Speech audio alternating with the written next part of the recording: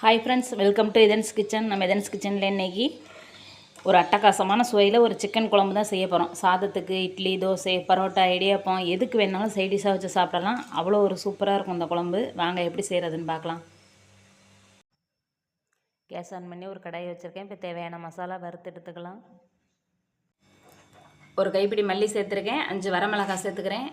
1/2 spoon சோம்பு, 1/2 spoon ஜீரகம், 1/2 spoon மிளகு, ஒரு பிஞ்சு பட்டை, 4 ஏலக்காய், 5 கிராம்பு எல்லாம் சேர்த்து நல்லா வறுத்து எடுத்துக்கணும்.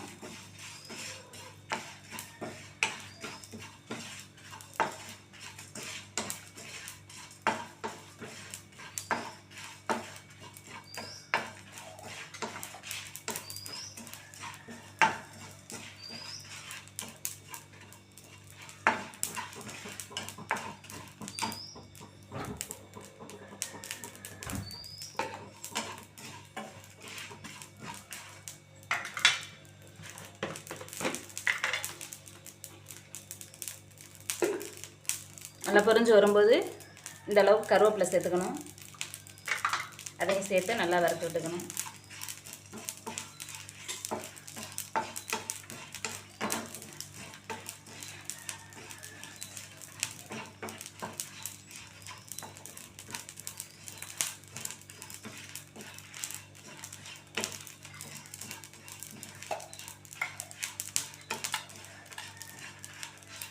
இப்போ இதை எடுத்துடலாம். குக்கரில் குழம்பு தாளிச்சிடலாம்.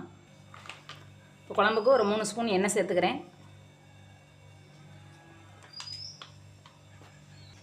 எண்ணெய் சூடாயிருச்சு. பட்டை வகையை சேர்த்துக்கிறேன்.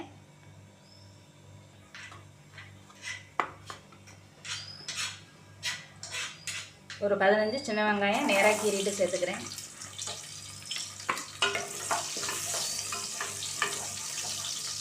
ரெண்டு பச்சை மிளகாய் சேர்த்துக்கிறேன். 2 தக்காளி பழம் எடுத்துருக்கேன். அதையும் நறுக்கிட்டு உள்ளே சேர்த்துக்கிறேன்.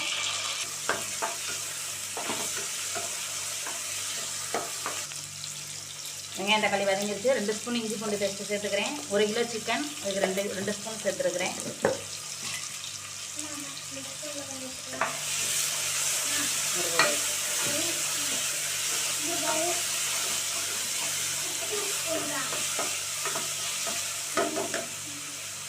வதக்கி விட்டுட்டு இப்போ கழுவி வச்சுருக்க சிக்கனை சேர்த்துக்கிறேன்.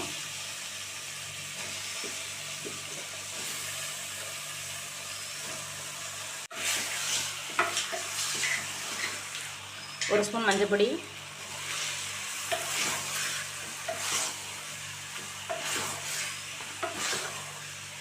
நல்லா ஒரு 5 நிமிஷத்துக்கு சிக்கன் எண்ணெயிலே நல்லா வதங்கணும். அப்போ தான் சாப்பிட்றதுக்கு நல்லா சாஃப்டாக இருக்கும். 1 ஸ்பூன் மிளகாய் பொடி எடுத்து வச்சுருக்கேன். இப்போ அதை சேர்த்துக்கலாம். 1/2 ஸ்பூன் மல்லிப்பொடி, அதையும் அது கூட சேர்த்து நல்லா கலந்து விட்டுறலாம்.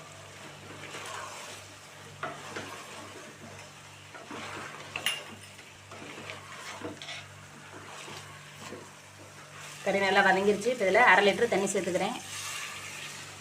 நல்லா கறி முழுந்துற அளவுக்கு இருக்குது. பாருங்கள், இந்த கறி மட்டத்துக்கு இருக்குது தண்ணி. குழம்புக்கு தேவையான அளவு உப்பு சேர்த்துக்கிறேன். குழம்பு கொதிச்சுக்கிட்டு இருக்கட்டும். நம்ம வறுத்து வச்சுருக்கோம்ல அந்த மசாலாவை மிக்சியில் போட்டு பவுட்ரு பண்ணி எடுத்துகிட்டு வந்துடலாம். பாருங்கள், இந்த அளவுக்கு பவுட்ராக நுணுக்கியாச்சு. இப்போ இதில் ஒரு கைப்பிடி சின்ன வெங்காயம் சேர்த்துக்கிறேன். இதை அப்படியே ஒரு சுற்றி எடுத்துக்கணும் குறன்னு. பாருங்கள், இந்த அளவுக்கு பவுட்ராக நுணுக்கியாச்சு. இப்போ இதை அந்த குழம்புல சேர்த்துடலாம். இது அப்படியே குழம்புல சேர்த்துட்டு நல்லா கலந்து விட்டுறணும். இப்போ குக்கரை மூடி போட்டு மூடியாச்சு. ஒரு 3 விசில் விட்டு எடுப்போம். குழம்பு சூப்பராக ரெடி ஆகிடும் நம்மளுக்கு. 3 விசில் வந்துருச்சு. இப்போ கேஸ் ஆஃப் பண்ணிவிட்டு குழம்பு இறக்கிடலாம். இப்போ குக்கரை திறந்து பார்த்துடலாம். பாருங்கள், குழம்பு எவ்வளோ சூப்பராக எவ்வளோ கலர்ஃபுல்லாக நமக்கு ரெடியாகி வந்திருக்குன்னு. மேலாப்பில் கொஞ்சம் மல்லித்தலையை நல்லா தூவி விட்டுக்க வேண்டியதான். குழம்பு அவ்வளோ ஒரு வாசமாக நல்லா சூப்பராக ரெடியாகி வந்திருக்கு. இது சாதத்துக்கு மட்டும் இல்லை, இட்லிக்கு, தோசைக்கு, பரோட்டாவுக்கு, இடியாப்பத்துக்கு அவ்வளோ நல்லாயிருக்கும். இந்த ஃப்ளேவரில் இந்த மாதிரி மசாலா போட்டு ஒரு நாள் செஞ்சு பாருங்கள். இந்த வீடியோ பிடிச்சிருந்தா லைக் பண்ணுங்கள். தேங்க்யூ.